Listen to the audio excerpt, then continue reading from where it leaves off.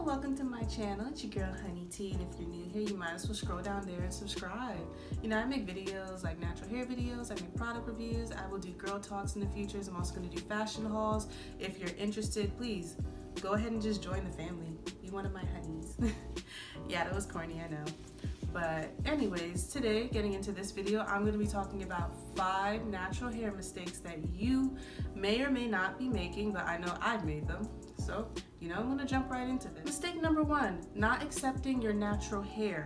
That includes like the type, texture, length, and also not accepting what your shrinkage is looking like. See, the problem with this is if you cannot accept how your natural hair looks, you're never going to actually progress. You're always going to be stuck in this stage where you are unhappy with your natural hair. It's just going to be a constant cycle of just like misery because, your hair is not going to come out and the twist outs how you want it to come out. It's not going to come out and braid outs how you want it to come out. And that's literally all because you're not accepting that your hair texture will look different in a twist out. Especially if you're someone who has like a 4A hair texture, your twist out's not going to look the same as somebody who has a 3A hair texture. There's 2 different hair textures. And as well as the shrinkage, some people have more shrinkage than others. Type 4 hair, for example, will shrink up like 90% at times, and you have to accept that that is what your hair does if that is what it does. When you accept your hair, styling and wearing it natural will not become an issue for you anymore. Number 2, comparing your hair journey to somebody else's. Like you may have went, big chopped around the same time as so-and-so, whoever so-and-so is, and you'll notice that like it'll be like a whole 6-month period and they've already reached like, mid-air length and you're still, just a teeny weeny little afro.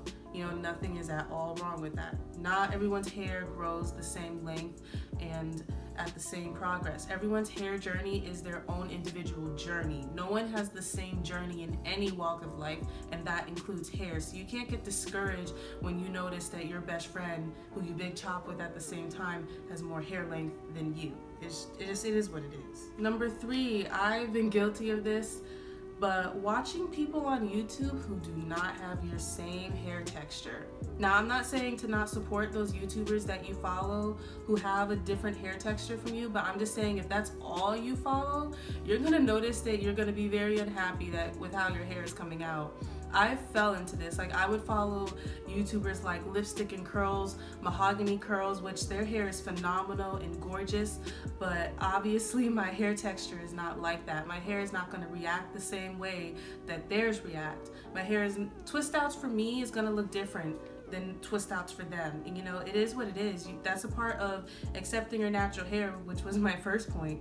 But you can keep watching these YouTubers, but just make sure you're following and watching YouTubers who have a hair texture that is very similar to your own. If you're not doing that, you're always going to be trying to achieve something that you just don't have. I used to do it all the time. Like I said, I am guilty. I literally used to watch Lipstick and Curls. I say her because that's the only one on my mind right now, but I used to watch her videos so much and I loved her wash and goes, but unfortunately, well, it's not even unfortunate. It's just, we don't have the same hair type. It's not going to come out right. I started following more people like, my natural sisters, those 3 beautiful black women who they have like, different hair textures and different type 4 hair textures is what they have. They all have type 4, but just different kinds of type 4. Yeah, so as I was saying, I'm not saying do not watch YouTubers who don't have your hair type. You can still learn things from those videos. You can still be put on to new products, new deep conditioners. You can get inspired by styles that they do, but I'm saying if that is the only type of YouTuber you're following, or YouTubers who do not have your hair type, your like curl pattern, you're doing yourself a disservice at the end of the day. You need to really go look for YouTubers with similar textures of you. That should be the main influences for your natural hair so you can be comfortable in your skin. Not only on YouTube, but even on Instagram, Facebook. You need to go and find those people who look similar to you. If you're just always following people who look very dissimilar to you, look nothing like you, that's gonna cause some self-image issues. Yeah, all I'm saying is there's more than one type of natural hair that is beautiful. All natural hair, regardless of what texture, what curl pattern, is absolutely stunning and beautiful. Now, number 4, you're doing too many protein treatments. I used to do this in the beginning because when I first went natural, I was so excited to do all these little fancy hair masks that I would always watch natural girls do. Like, I was hype as hell.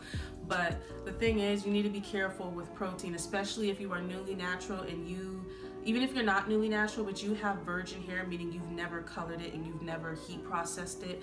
You've just been doing, you've just been taking care of it. It's grown out of your scalp and you haven't done anything to it. You typically don't really need protein treatments like that, like probably once a month max, because too many protein treatments is actually bad for your hair. It will make your hair very rigid and your hair will eventually break off, which has happened to me in the past. So you definitely cut back on the protein if your hair is, in a very, very healthy state where you don't color it and you don't heat process it. It's a different story for someone who has, bleached their hair. Bleached hair, like, that's a whole different line. That's a whole different territory I can't talk about because I've never personally bleached my hair. But if you notice, they're always talking about dryness and always putting moisture back in their hair, most of the time at least. That's one of those things. They can afford to do more protein treatments than someone who has virgin hair. Number 5, which is a very, very big one, you are not caring for your hair properly in between protective styling. I made a video about this on how to take care of your hair in between your protective styles. Actually, I'm going to link it in the description so you can go and click and watch it right now or even after I'm done talking. But the point is, I hear of a lot of people, black women, who when they take out their braids, they say, I'm going to let my hair breathe. Nothing's wrong with letting your hair breathe. You should let it breathe, but don't think you can just take that style that you had in for a month out, wash, condition it, and let it breathe, and it's gonna be okay. Like, you had your hair with barely any moisture. The most you probably did was oil your scalp for 4 weeks, and then you expect it to just be all Gucci when you take out the protective style. No, you need to replenish moisture back into your hair. You need to do a hot oil treatment. You need to do a deep conditioning treatment because your hair is dry, it is thirsty, it's going to break off. If you are one of these girls that I am talking about, if you notice, especially in the crown section right here, you're probably having a lot of breakage and you're wondering why your hair is breaking. That's the most sensitive region in your head. The way to prevent this is literally caring for your hair properly in between protective styling. Protective styling does not mean you just throw away taking care of your hair all in general. It just means that you are not manipulating your hair as much as you would when you're not having a protective style. That's literally all it is. You still need to care for your hair. Protective styling is not caring for your hair. That's the point of being natural and on a natural hair journey, is going through trial and error and learning from that. And then, it's nice to be on a platform like YouTube to be able to share those errors to help, more of you guys not make them like me.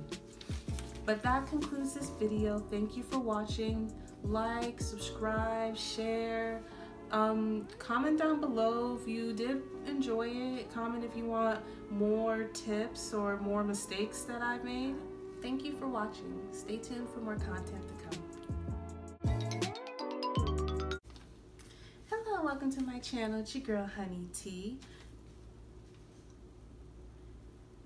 What am I saying? Hello, welcome to my channel. It's your girl Honey T. Yeah, and if you think I hit these points pretty well, you can let me know that too in the comments. I'm